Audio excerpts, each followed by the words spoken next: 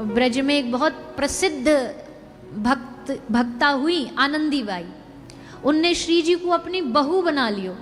कौन है श्री जी? हमारी बहू है, श्री जी हमारी बहू है।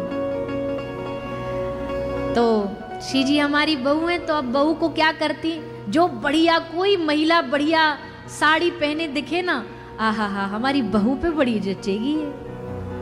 एक ऐसी कोई जा रही थी वृंदावन से महिला, उधर उस समय तो पाकिस्तान हिंदुस्तान कुछ था नहीं, एक ही था, पर उधर की तरफ ही से वो आई थी।